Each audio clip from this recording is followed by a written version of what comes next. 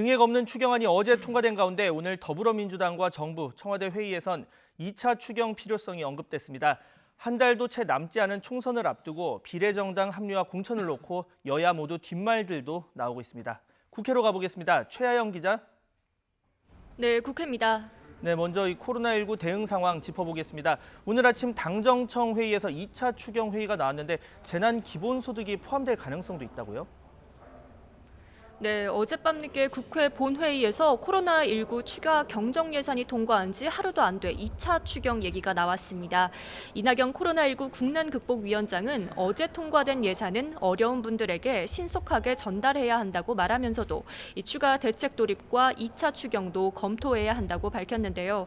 현재 지자체가 재난 기본소득에 가까운 긴급 지원 정책을 하는 만큼 중앙정부의 도움도 필요하다는 이유에서입니다. 이 위원장의 말 직접 들어보시죠. 예를 들어서 지자체가 긴급히 지원하고 거기에 중앙정부의 보전이 필요하다면 추후에 추경을 통해서 도와드릴 수 있는 것 아니냐, 이런 발언이 정부 측으로부터도 나왔습니다.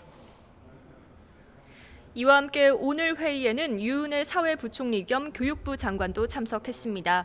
최근 개학이 세 차례나 연기되면서 학사 일정이나 수능이 제대로 진행될 수 있을지를 살폈는데요. 유 부총리는 일단 시행 가능한 대입 일정 조정안을 검토하고 있다고 밝혔습니다. 그러면서 코로나19 진행 상황을 고려해 휴업 기간과 개학 방식 등을 탄력적으로 조정할 계획이라고 설명했습니다. 이와 함께 어제 통과된 추경을 통해 개학 연기에 따른 긴급 돌봄과 휴원에도 유치원 수업료를 내야 하는 학부모들의 부담도 덜겠다고 덧붙였습니다. 네, 이번에는 총선 소식 짚어보겠습니다. 어제 더불어민주당이 플랫폼 정당인 시민을 위하여와 연합정당을 구성하기로 했는데 오늘은 당명을 결정한다고요? 네, 더불어시민당이나 더불어시민연합이 유력하게 검토되고 있습니다. 이 시민을 위하여 최백은 우희종 공동대표는 오늘 라디오에 출연해 이 당명에 시민이 들어가고 함께하기 때문에 더불어를 넣는 기본 틀이 잡혔다고 밝혔습니다. 이 최종 당명은 오늘 안에 중앙선거관리위원회에 신고하기로 했는데 이 당명에서 보듯 사실상 더불어민주당의 위성정당 아니냐는 비판이 나옵니다. 먼저 민주당이 선택한 시민을 위하여가 여권 성향이 짙다는 점이 한 이유고요. 또 연합정당에는 민주당 외에 기본소득당과 시대전환 등 이름이 생소한 4개 소수정당도 함께하기로 했지만 연합정당 참여에 적극적이었던 녹색당과 미래당, 민중당은 배제됐습니다.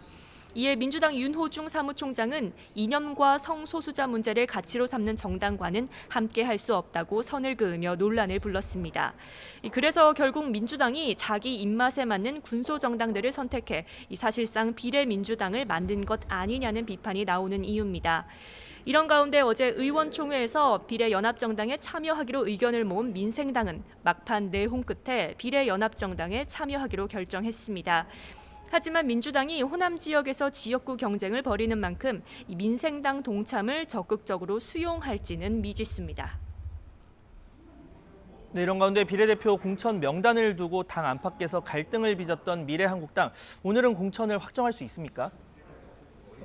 네, 공천 명단을 두고 모 정당인 미래통합당과 갈등을 빚고 있는 미래한국당이 비공개 최고위원회를 열고 관련 논의를 진행하고 있습니다. 당초 오늘 오전에 공식 최고위원회를 열고 공천 명단을 다시 심사해달라고 공관위에 요청할 계획이었지만 추가 논의 필요성이 제기되면서 이를 연기했는데요. 오늘 비공개 회의에서는 당선 가능권에 배치된 5명 안팎의 인사들에 대한 재검토 필요성이 제기됐고 이들을 배제한 자리에 미래통합당 영입 인재들을 넣어야 한다는 주장도 나오면서 격론이 오간 것으로 전해졌습니다.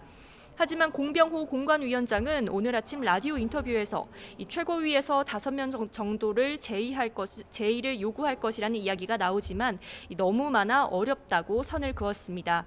그러면서 한 명은 공관위 심사에서 놓쳤다며 배제 가능성을 시사했습니다. 앞서 미래한국당은 지난 16일에 공천관리위원회가 명단을 확정하고 선거인단 투표까지 해놓고는 최종 의결을 하지 못했습니다. 최고위원들이 회의에 나오지 않았기 때문인데요. 이 큰 집인 미래통합당이 영입한 인재들이 당선 가능한 번호 안으로 들어오지 못하자 이 당 안팎에서 문제 제기가 잇따랐기 때문입니다.